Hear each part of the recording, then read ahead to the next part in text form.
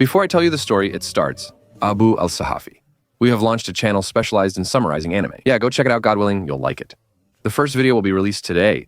Subscribe to the channel, and if you want something like what I'm going to ask, don't forget to subscribe and turn on the notification bell so when the series comes out, you can watch it. The story begins, and we learn that in World War II, the German tanks and weapons were much stronger than the American tanks, and that they were even able to take control because they were more powerful. They were technologically years ahead at that time. And in April 1945, the American soldiers were able to escape from the battle against the Germans on their own land. And we see Kennedy riding a horse, then an officer named Rodati jumps in, but we'll call him Ward because his name is long, and honestly, I don't have the patience. They're training the man on the horse, and then he goes back to his tank, where he and his colleague are working on it and fixing it so they can move with it. And they keep yelling at each other. They're trying to fix the tank quickly before the German planes arrive and bomb them directly. The German planes get close and actually reach them, but they manage to fix the tank at the last moment. They drive fast and move the tank, rushing back to their battalion, and when they arrive, they find out they've been reported missing. Uncle Cord and his group were believed dead, but after returning and resting, they talk with him as he shares stories. He says we need to stay strong, move forward, and not dwell on our losses. It's like a motivational speech, encouraging us to keep living and seek justice for those who died. Alman isolates himself, crying and breaking down over losing his friends. So, Abdelmoin, you should learn from him. After that, we see him returning to his squad to continue, and we see that a new soldier has arrived named Norman. He's coming to take the place of a soldier who died, and they keep talking to him and giving him instructions, and then he goes to the squad. They're mocking him because he's a young kid and has only been in the army for 2 months. They keep teasing him, saying, "Bring Maya and clean the tank." When he does, he finds something inside. There's a lot of blood, and he's too sensitive to handle it. He's still not used to these things. And of course, he comes out and keeps throwing up. Anyone who's been in the army, when they see blood and all that stuff for the first time, they throw up right away. Anyway, while this guy's throwing up, he sees the American soldiers sitting around, coming back dead and in pieces. So he toughens up and tells himself, "Be strong, man," and goes back to finish cleaning the tank to complete his duty and heading towards the army and all that. And as long as the battalion found a secular soldier and captured him, Uncle Coward tries to talk to him, but he's angry and unfriendly since they're so alike. The reason his friends die and one day they catch him and beat him up, I mean, he could really mess you up, but his buddies in the battalion hold him back and calm him down. What did God target the companions with? Uncle Coward the Norman tells him, "Look, Pasha, if you see a secular soldier, attack and kill him at once." And one day, the battalion gives him a weapon so he can handle himself if he meets anyone. One day, he just explodes, and it's like, what do I have to do with this war? I have nothing to do with it. I'm just here in the middle of it all, caught up in the mess. Anyway, Pasha. After that, we see that Uncle Coward gets orders for him and his battalion to go protect another battalion called Baker. Then he goes with his battalion, taking a few soldiers and a few tanks with him. They move toward Baker Battalion as he continues giving orders. We then see them walking toward the battalion. A German soldier appears and shoots at them, so they all fire back in his direction. The soldier, trapped in his burning tank, escapes and shoots himself to avoid more pain. Norman watches him burn and take his own life, feeling sorry for him. I don't know how I got involved. Afterward, Ward helps Norman because he's responsible for the damaged part and keeps working on it. Then Aide says to him, "Honestly, did I do something, man? I'm sorry, honestly, I'm just a kid. Really, I'm just a kid. I don't want to lie. I'm really just a kid." Mom, after that, Pasha and the others continue on their way and go to Baker's battalion. There, he meets Baker's soldier and keeps talking to him. And he's really surprised that there are only 4 tanks. Ward came with him and complained, "I asked for 10 buses, but this monkey brought only a few, Pasha." Ward replied, "Why do you care? They're not here for you." They continued talking, and he learned from Baker. Part of his battalion is trapped in German-controlled territory.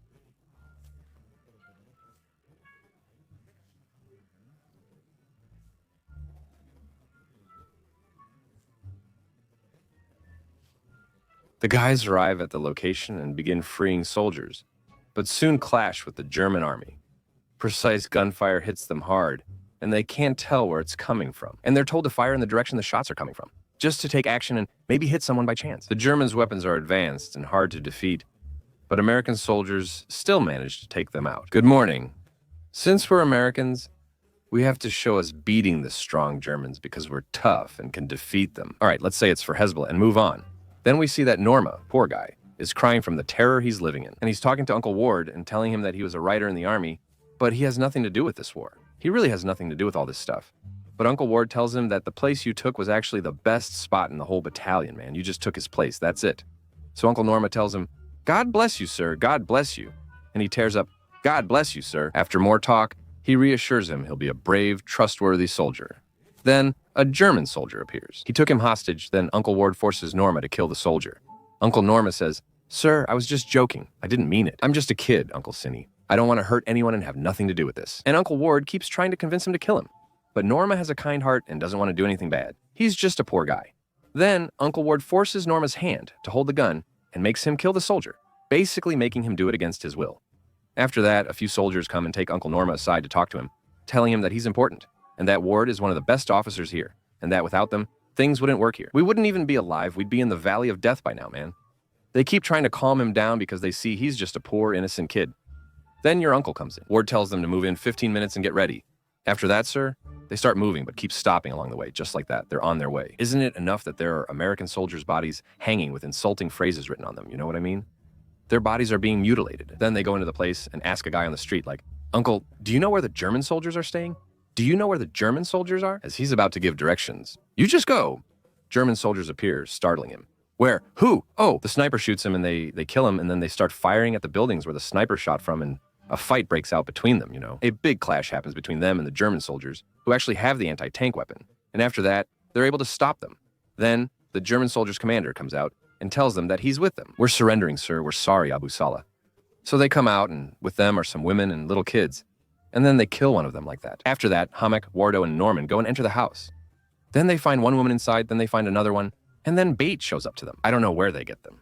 Why do they make him cook? Do they make your uncle sit? Norman plays piano while one woman sings, and they're all together in the room.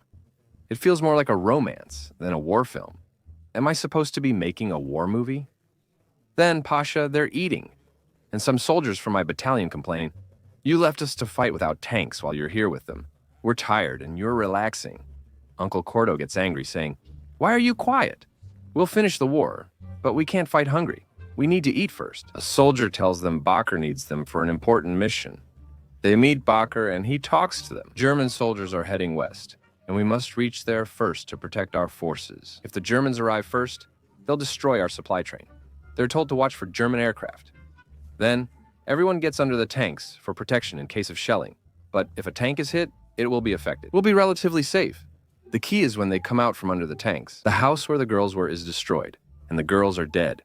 Most importantly, your Uncle Norman is deeply saddened, as the house was the only good thing he saw in that awful place. There's a senior soldier with him. Shanasa Haven, "Are you here to fall in love during the war?" That's crazy. Uncle Haga urges them to hurry to reach the place before security forces, but they're shot at multiple times en route. A German shell. You feel like Germans are waiting everywhere and our side keeps losing. The Germans have better weapons and people fear them, so why do we keep losing?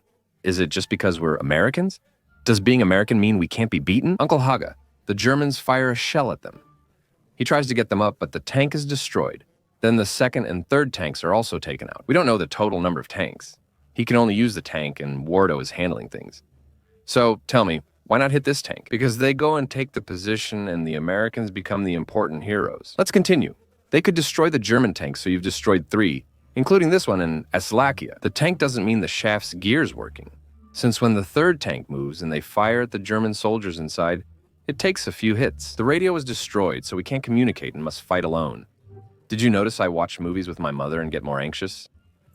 It's important. He can't communicate with the commanders when the radio is destroyed, and that they will move, hoping that there are other soldiers who can help them. As they approach the area, they enter a minefield, and the tank's track is destroyed. There wasn't enough of a wheel for movement, which is a larger scale problem. The important thing is, when they move afterward, Norman and a soldier named Grady decide to enter a certain building in the area to check it out. Are there any soldiers inside or not? Honestly, if there are no soldiers, we'll go in with you and stay there for a bit. If there are soldiers, well, they'll just kill you and get rid of you. When they arrive, the building is a hospital where everyone is dead. They sit inside and relax since no one bothers them. Don't be upset. Norman is ignoring you, but you're a good guy. He then checks with Norman to see if any German soldiers are coming. And when they go, he sees the big battalion of Germans coming from afar.